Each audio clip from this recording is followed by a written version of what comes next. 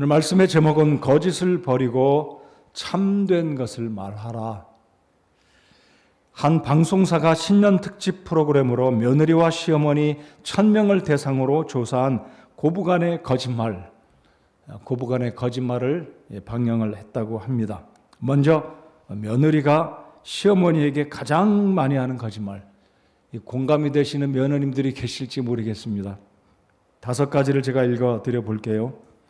어머니 벌써 가시게요. 며칠 더 계시다가 가세요. 거짓말이라는 거죠. 용돈 적게 드려 죄송해요. 다음엔 더 많이 드릴게요. 3번째, 어머니가 한 음식이 제일 맛있어요. 혹시 그런 말 해보셨습니까? 진심으로 했다면 감사한 거죠. 4번째, 전화 드렸는데 안 계시더라고요. 5번째, 저도 어머님 같은 시어머니가 될래요. 그럴듯한 말이지만 이게 며느리들이 가장 많이 하는 새빨간 3글자랍니다. 자, 이번엔 그러면 시어머니가 며느리들에게 하는 거짓말. 아가야, 난 널 딸처럼 생각한단다. 2번째, 생일상은 뭘 그냥 대충 먹지. 3번째, 내가 얼른 죽어야지. 고전적인 3대 거짓말 중에 하나지 않습니까? 4번째, 내가 며느리 땐 그보다 더한 것도 했다.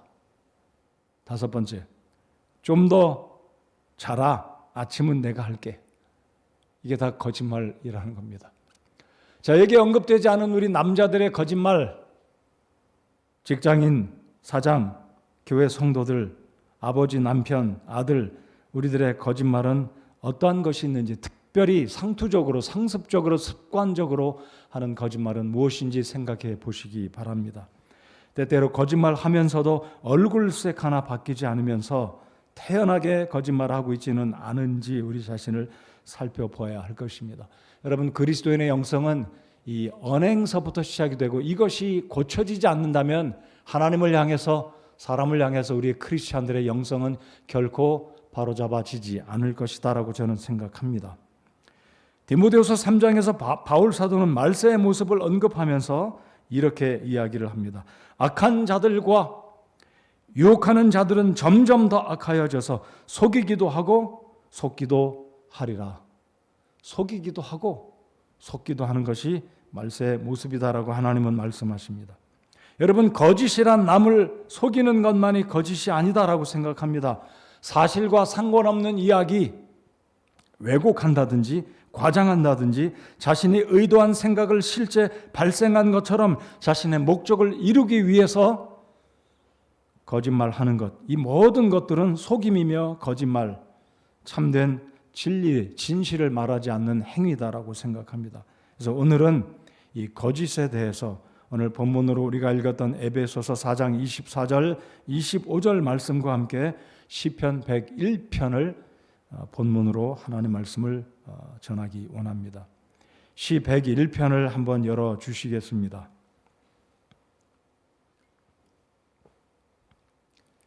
구약성경 시편 101편입니다. 시 101편은 다윗이 기록했습니다. 제가 지난주에도 다윗의 이야기를 드렸고 그 전에도 크리스찬의 영성 메시지를 전하면서 다윗을 이미 수차례 언급을 했습니다.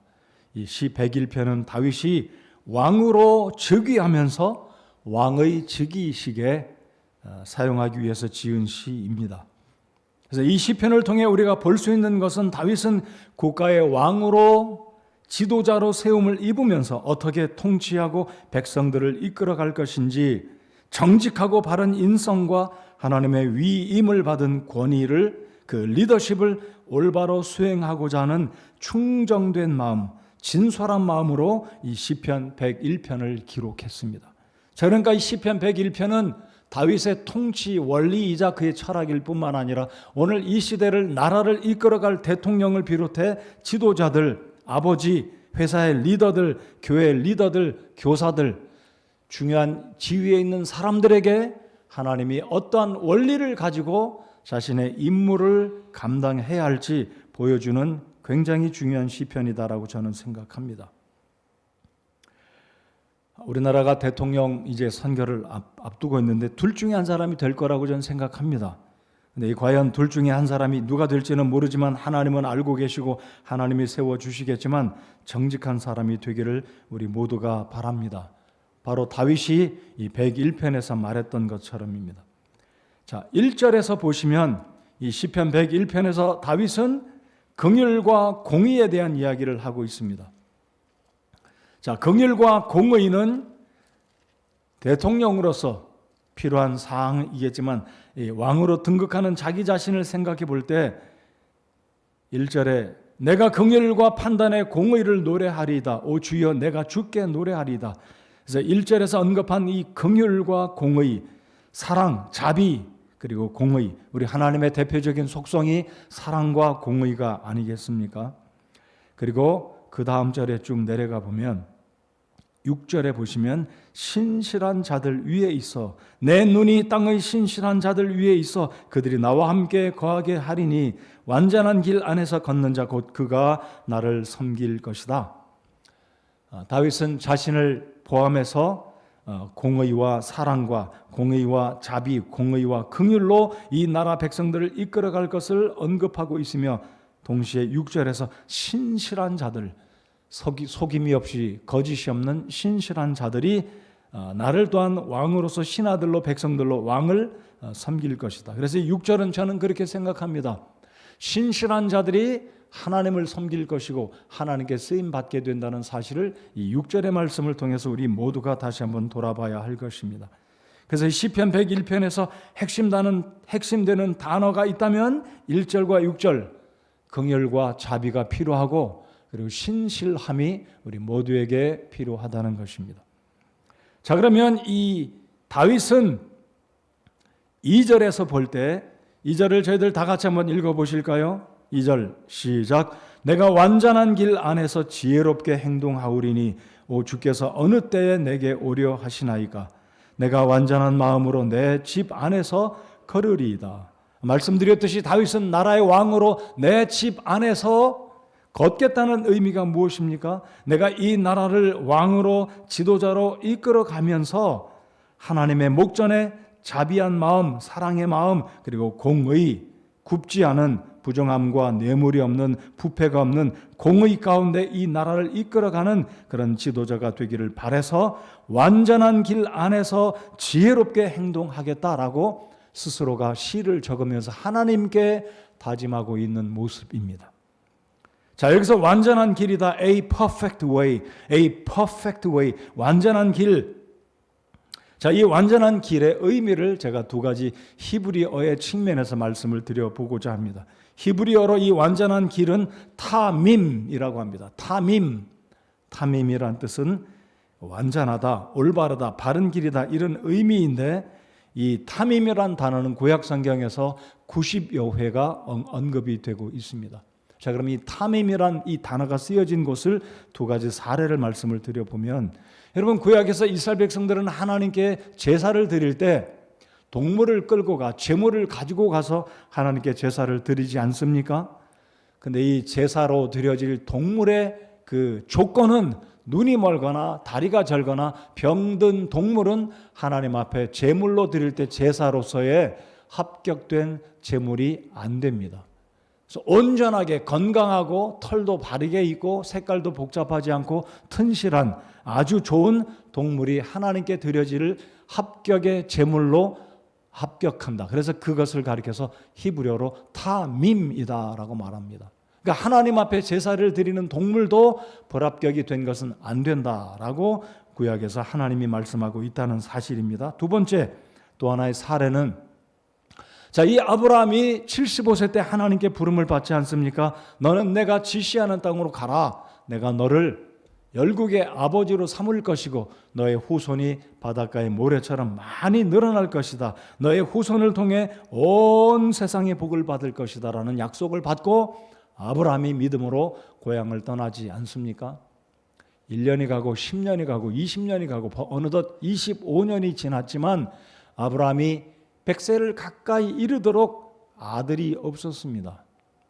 자, 그런데 이 부부가 늙어갈 무렵에 아브라함은 이제 80이 다 되어가고 사라는 70이 되어갈 이 무렵에 사라가 보니까 자신은 이제 도저히 여자로서는 아이를 낳을 수 없는 시기가 이미 지났기 때문에 남편 아브라함에게 이런 제안을 하지 않습니까? 여보, 당신이나 나나, 특별히 나는 늙어서 이제 자식을 낳을 수 없으니 내 몸종 저 하갈을 당신에게 줄 터이니 하갈에게 들어가 아들을 낳으시오. 이 말을 들어보니, 아브라함이 들어보니 그럴듯하거든요. 그러니까 아브라함이 부인의 말을 듣고 아무 생각 없이 하갈을 취해서 아들을 낳았는데 그 아들이 이스마엘이었습니다. 근데 창세기 17장 18장에 이 사건이 기록되었는데 우리 하나님이 나타나셔서 아브라함에게 17장의 1절에 뭐라고 말씀하시냐면은 나는 전능자 하나님이니라 너는 내 앞에서 걸으며 완전할지니라. 이 끝부분의 말씀을 잘 기억해 주시기 바랍니다. 너는 내 앞에서 걸으며 완전할지니라 그랬습니다. 내 앞에서 걷는다는 것이 무슨 뜻입니까? 완전할지니라가 무슨 뜻입니까? 부인의 말 듣지 말고 내 아내의 연령이 어떻든지 전능한 내가 너에게 약속했으니 이 약속은 때가 되면 반드시 이룰 것을 믿어라. 그래서 내 앞에 걸어라. 내 앞에 완전하라는 말은 믿음으로 하나님을 신뢰하고 살아가라는 의미입니다. 그래서 18장에 이제 드디어 아브라함이 하나님의 약속을 다시 받게 되는데 완전하라 이 의미가 동일한 단어 타밈입니다. 여러분 오늘 이 다윗이 시편 101편에서 내가 완전한 길 안에서 지혜롭게 행동하리니 내가 완전한 마음으로 내 집 안에서 걸으리이다. 바로 이것이 다윗이 이야기했던 완전함, 즉 입술에 거짓이 없이 그가 왕으로 세움을 입으면서 부패하지 않고 뇌물을 받고 행위를 굽게 하지 않고 나라를 잘 이끌어가고자 하는 그 완전한 길을 가고자 했던 그의 마음이 바로 타밈이라는 것입니다. 자, 근데 대조적으로 4절을 보시기 바랍니다. 시편 101편 4절. 4절을 보시면 거역하는 마음이 내게서 떠나리니 사악한 자를 내가 알지 아니하리이다. 자, 여기서 거역하는 마음과 사악한 자는 거짓말하는 자다. 거짓말하는 자다라는 것입니다. 개역성경은 이 사악한 자 또는 거역하는 마음을 뭐라고 이야기하냐면 사특한 자다 그랬습니다. 사특하다. 이 사특이란 말은 사실 잘 쓰지 않습니다. 어려운 말입니다. 근데 영어 단어는 굉장히 쉽습니다. wicked. 아주 weak하면 악하다는 뜻이 아닙니까? 아주 악한 사람을 사특하다라고 영어에서 표현하고 있는데 이 개역성경은 사특한 자를 내가 알지 않겠다. 흠정역 성경은 사악한 자를 내가 알지 않겠다. 즉 다윗은 왕으로서 나라를 세워 나갈 때 주변에 거짓말을 일삼는 악한 자들을 두지도 않겠고 고용하지도 않겠고 신하로서 그는 관계하지 않겠다는 아주 강력한 의지를 이 4절에서 우리가 볼 수 있게 됩니다. 그래서 이 사특한 마음은 말씀드린 대로 악한 마음으로서 요사스럽고 간사한 마음, 사특한 마음은 남에게 알려지지 않은 나쁜 일, 숨기고 있는 악행을 사특하다. 그래서 오늘 본문 시편 101편 거역하는 마음, 사악한 자가 타밈과 반대되는 사특한 아주 악한 사람을 일컫는다라고 말합니다.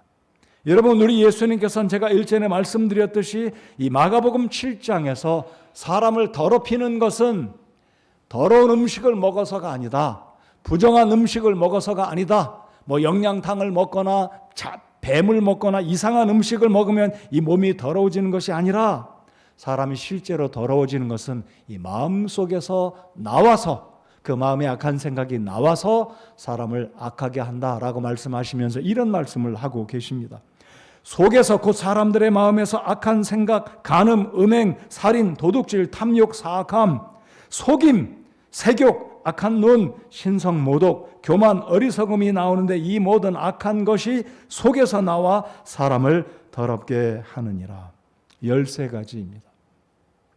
13가지 가운데 속임이 들어있습니다. 속임, deceit, 사람을 속이는 것. 자, 그래서 이 속임은 결국 거짓말입니다. 속임은 말씀드린 것처럼 사특한 마음이고 거역하는 마음. 4절에서 거역하는 마음이 내게서 떠나리니 다윗은 하나님 아버지 앞에 그가 왕으로 속임을 베풀지 않는 정직한 왕이 되겠다라고 스스로가 이 왕의 대관식 자리에서 이 시를 기록한 것입니다.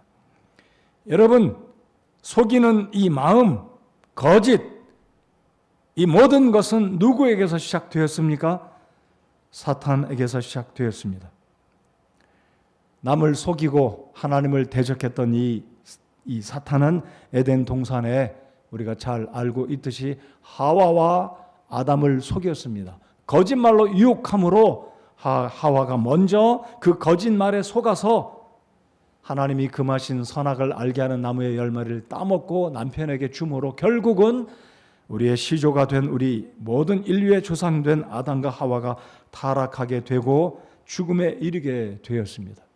우리 하나님이 얼마나 거짓말을 싫어하시냐면 요한계시록 21장 8절에 이렇게 말씀하십니다. 믿지 않는 자들과 가증한 자들과 살인자들과 우상 숭배자들과 모든 거짓말쟁이들은 불과 유황으로 타는 호수에서 자기 몫을 받으리니 이것은 둘째 사망이니라 라고 말씀하셨습니다. 물론 거짓말한다고 지옥 가지 않음을 우리가 믿습니다. 그러나 하나님이 거짓말을 얼마나 미워하시고 싫어하시냐면 이런 말씀을 적어 두셨겠습니까? 거짓은 사탄으로부터 시작됐습니다. 그래서 성경은 사탄을 가리켜서 거짓의 아비다라고 말했습니다. 그러니까 모든 지구상의 속임과 악한 이 행실, 거짓말의 아비는 사탄이다. 그래서 요한복음 8장 44절에 우리 예수님 또한 이렇게 말씀하십니다. 너희는 너희 아비 쌈 마귀에게서 났으므로 너희 아비의 일을, 아비의 욕망들을 행하려 하느니라. 그는 처음부터 살인자요 자기 속에 진리가 없으므로 진리 안에 거하지 아니하고 거짓말을 할 때에 자기의 것으로 말하나니 이는 그가 거짓말쟁이요 거짓의 아비이기 때문이라. 잘 들어보십시오. 하반절에 뭐라고 이야기하냐면 진리 안에 거하지 아니하고 거짓말을 할 때 자기의 것으로 말한다. 자기 것으로 말한다. 그럼 사탄의 것은 무엇이라고 우리 주님 말씀하신 것인가요? 자기 것으로 말하나니, 그러니까 사탄의 것은 거짓으로 가득한 것이죠. 거짓말을 할 때 자기 것으로 말하나니 이는 그가 거짓말쟁이요 거짓의 아비이기 때문이라. 여러분, 사탄이 거짓의 아비요 거짓의 원조임에 반해서 우리 하나님은 어떤 분이십니까? 우리 하나님께는 진실과 신실함이 가득하신 하나님이십니다. 그래서 요한계시록 3장 14절을 보면 라오디게아 사람들의 교회의 천사에게 쓰라. 아멘이요 신실하고 진실한 증인이요 하나님의 창조를 시작하신 이가 이것들을 말하노라. 우리 예수님을 가리켜서 이렇게 말씀합니다. 아멘이요 신실하고 진실한 증인이요. 아멘이란 말은 무슨 뜻입니까? 진실로 그러하다라는 뜻이 아닙니까? 그렇게 되기를 바랍니다라는 의미가 아닙니까? 그래서 우리 예수님은 마귀 사단과 대조적으로 우리 예수님은 아멘이 되시는 분이시고 신실하고 진실한 증인이 되시는 분이십니다. 그래서 다윗은 오늘 시편 101편 3절 4절에서 이렇게 고백하는 거죠. 4절을 제가 읽습니다. 거역하는 마음이 내게서 떠나리니 사악한 자를 내가 알지 아니하리이다. 사악한 자를 내가 알지 않겠다. 거짓말하는 사람들과는 내가 아예 친구도 삼지 않고 알지도 않겠다고 다윗은 철저하게 고백을 합니다. 이 말을 이렇게 풀어서 말씀드려 볼까요? 내가 대통령으로 자리에 앉게 되면 내 내각들, 장관들, 총리를 비롯한 모든 내각들 가운데는 정말 신실한 사람들을 등용시키겠다. 이것이 다윗의 통치 원리이고 왕으로서의 출발 다짐이었던 것입니다.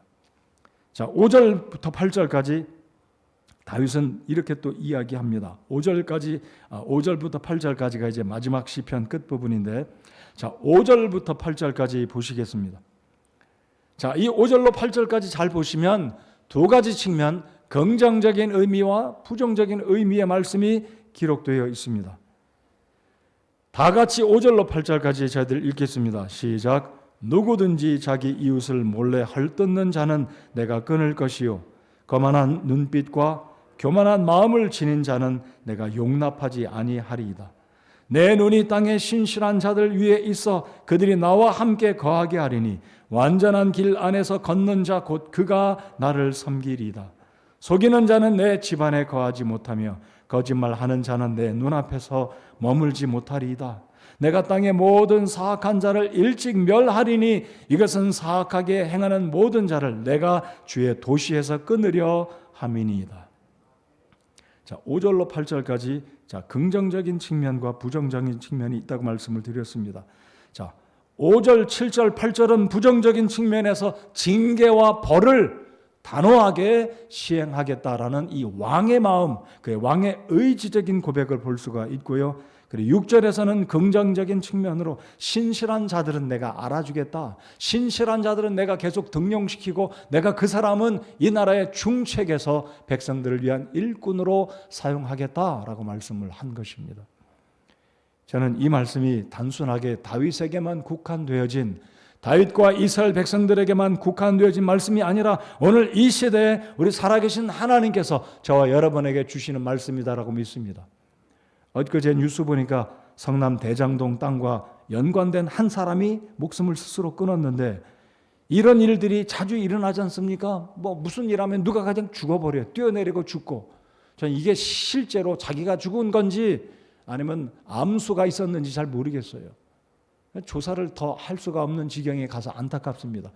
문제들이 정확하게 밝혀지고 무엇이 부패인지 정확하게 밝혀져야 되는데 중간에 사람이 죽임을 당했는지 스스로 죽었는지 모르겠지만 결국 허물과 부정과 부패가 또 덮이고 만다 생각하니까 이 선거를 앞두고 참 안타깝습니다. 저도 국민의 한 사람이 아닙니까?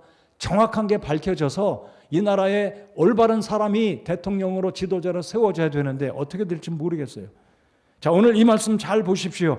하나님께서 우리에게 말씀하시는 것은 속이는 자는 내 집안에 거하지 못하며 거짓말하는 자는 내 눈앞에서 머물지 못할 것이다. 8절에 내가 땅의 모든 사악한 자를 일찍 멸하리니 이것은 사악하게 행하는 모든 자를 내가 주의 도시에서 끊으려 함이다. 자, 이제 긍정적인 측면 6절, 우리 다 같이 6절을 읽었지만 다시 한번 6절을 읽어보겠습니다. 시작. 내 눈이 땅의 신실한 자들 위에 있어 그들이 나와 함께 거하게 하리니 완전한 길 안에서 걷는 자 곧 그가 나를 섬기리이다. 신실한 자를 가리켜서 타밈, 즉 완전한 자다라고 6절 하반절에 말합니다. 나를 섬기는 자, 완전한 길 안에서 걷는 자 곧 그가 나를 섬길 것이다.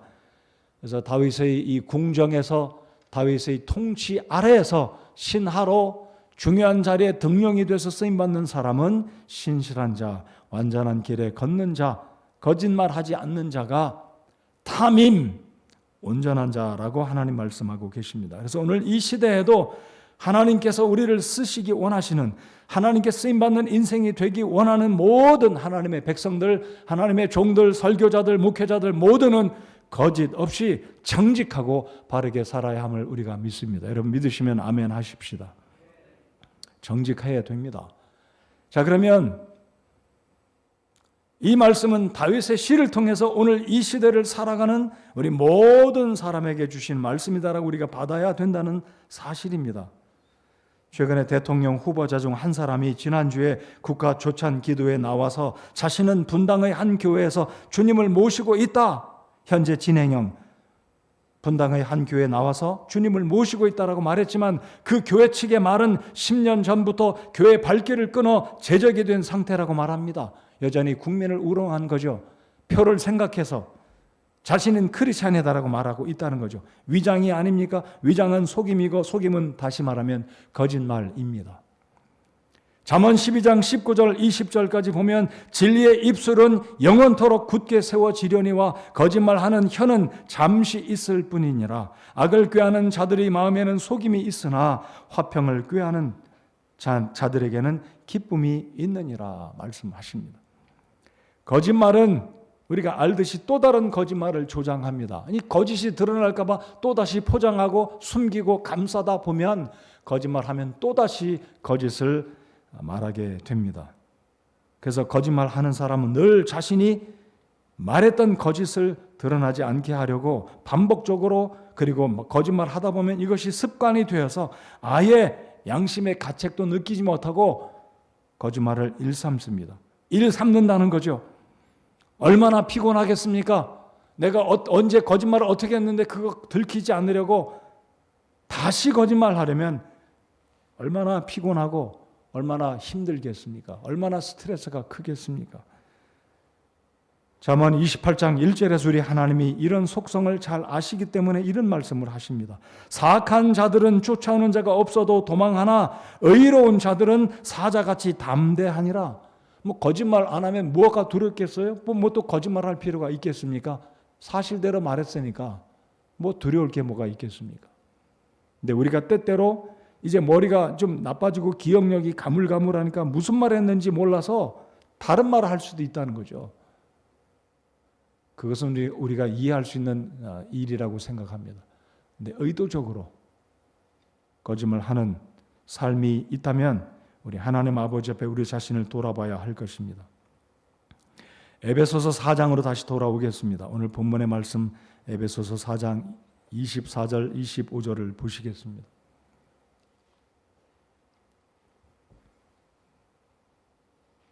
오늘 설교는 아주 짧습니다.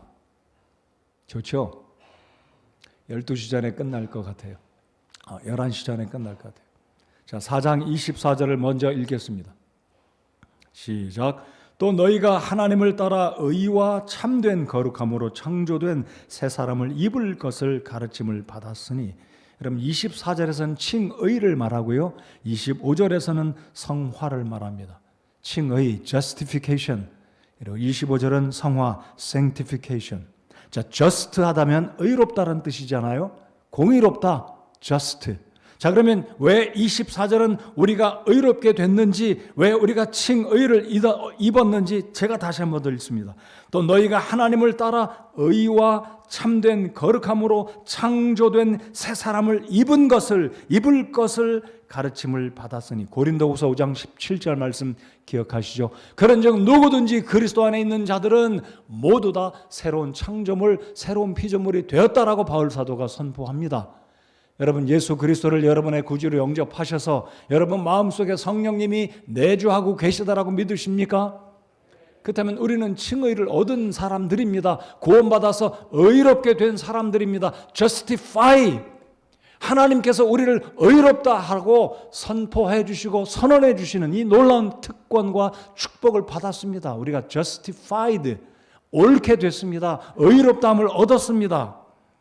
자, 그런데 25절에서는 이제 구원받은 사람이 어떻게 살아야 할지 구별된 삶, 성화의 삶을 말씀하고 있습니다. 25절 다 같이 읽겠습니다. 시작. 그런즉 거짓말을 버리고 각 사람이 자기 이웃과 더불어 진리를 말하라. 우리는 서로 지체니라. 자, 우리는 서로 지체란 말을 이렇게 적용해 보고 싶습니다. 여러분, 때때로 사람들은 거짓말할 때 다른 사람에게 거짓말하기 쉽습니다. 물론 어렸을 때는 동생의 사탕이 탐이 나니까, 동생의 좋은 상 받은 어떤 장난감이 이게 탐이 나니까 거짓말해요, 형제들끼리. 근데 성인이 돼서 어른이 돼서도 형제들끼리 거짓말합니까? 물론 세대가 악하다 보니까 피를 나눈 형제지간에도 거짓말합니다. 오늘 제가 설교 서두에 시어머니가 며느리에게, 며느리가 시어머니에게 거짓말하는 대표적인 거짓말 5가지, 10가지 거짓말을 읽어드렸습니다. 우리가 그냥 웃어 보았지만, 웃어 넘겼지만 사실 우리 자신들을 곰곰이 생각해 보면 나는 저런 말, 마음에도 없는 거짓말을 한 적이 있다라고 우리가 공감을 합니다. 자, 오늘 25절에 그런즉 거짓말을 버리고 각 사람이 자기 이웃과 더불어 진리를 말하라. 우리는 서로 지체니라. 우리는 서로 지체란 말은요, 우리가 형제라는 겁니다. 우리가 자매라는 거예요. 여러분 주변에 옆에 앉아 계신 형제 자매 보십시오. 구원받은 형제 자매라면 우리가 예수님의 피로 하나님의 형제 자매가 된 우리 지체들입니다. 다른 말하면 식구예요. 우리 옆에 분에게 그렇게 얘기해 봅시다. 우리 식구입니다. 그래서 장로교에서는 무슨 단어를 잘 쓰냐면 권속이란 말을 씁니다. 권속. 하나님이 속했다예요. 우리 침례교에서는 권속이라는 말 잘 안 써요.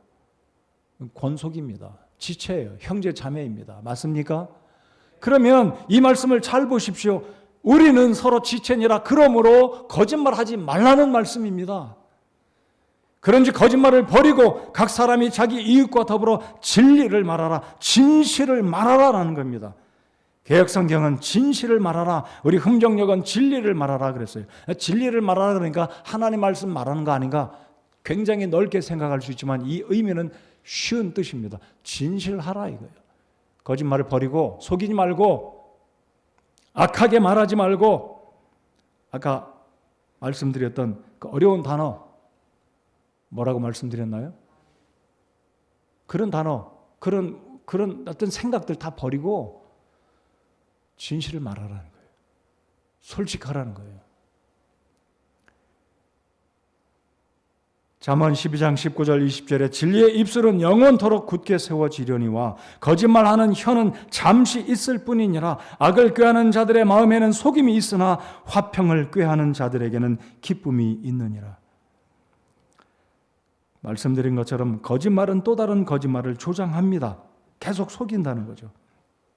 자, 그래서 오늘 이 말씀을 우리가 잘 생각하면서 내가 구원받은 하나님의 새로운 창조물로 새로운 피조물로 거듭난 주의 백성이 되었다면 교회에서도 직장에서도 가정에서도 누구를 만나든 너희가 하나님을 따라 의와 참된 거룩함으로 창조된 새 사람을 입을 것을 가르침을 받았으니 하나님이 명령하고 있으니 이제는 거짓을 버리고 진실하라라는 거죠. 뻥튀기도 하지 맙시다. 허황되게 거짓말도 하지 말고 왜곡도 하지 말고 있는 사실 그대로 말하는 습관으로 살아가는 우리가 되어야 할 것입니다. 4장 30절을 다 같이 읽겠습니다. 밑으로 내려오셔서 제가 중요한 말씀을 드리려고 합니다. 4장 30절 다 같이 읽겠습니다. 시작. 하나님의 거룩한 영을 슬프게 하지 말라. 그분으로 말미암아 너희가 구속의 날까지 봉인되었느니라. 자, 이 말씀을 제가 왜 함께 읽었냐면요. 구원받은 사람의 속에는 24절에 칭의를 입었다. 의롭게 됐다고 말씀을 드렸는데 30절을 잘 보시면은요. 구원받은 사람의 마음속에는 하나님의 성령이 거하시기 때문에 우리가 거짓말하고 죄를 짓고 하나님 앞에 부정하면 우리 속에 계신 거룩하신 하나님의 성령께서 근심하고 계신다는 거예요. 만일입니다.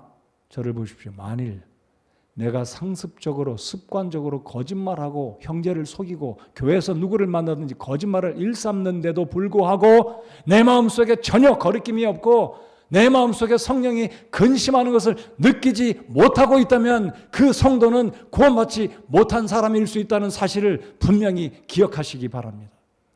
상습적으로 거짓말을 일삼고 죄를 짓고 있는데도 내 마음속에서 괴로움이 없고 마음이 그냥 평안하다고 생각한다면 그분은 정말 성령이 있는지 생각해 보아야만 합니다. 다시 말씀드리면 내가 구원받았는가? 여러분 로마서 8장의 말씀에 뭐라고 말씀되어 있습니까? 그 속에 하나님의 영 또는 그리스도의 영이 없는 사람은 하나님의 사람이 아니라고 하나님은 분명히 말씀하셨습니다. 여러분 오늘 주제는 거짓말이기 때문에 다른 죄들은 제가 언급하지는 않겠습니다. 참조로 우리가 계속해서 죄를 짓고 있을 때 내 심령이 전혀 거리낌도 없고 괴로움도 없고 평안하다, 괜찮다. 오히려 사람들을 대할 때 하나님 앞에 나올 때도 전혀 거리낌이 없다면 구원받았는지 여러분 스스로를 점검해야 합니다. 여러분 4장 30절에 뭐라고 말씀하십니까? 하나님의 거룩한 영을 슬프게 하지 말라. 그분으로 말미암아 너희가 구속의 날까지 봉인되었느니라. 그래서 봉인이란 말은 성령 계수를 떠나가지 않는다는 뜻입니다.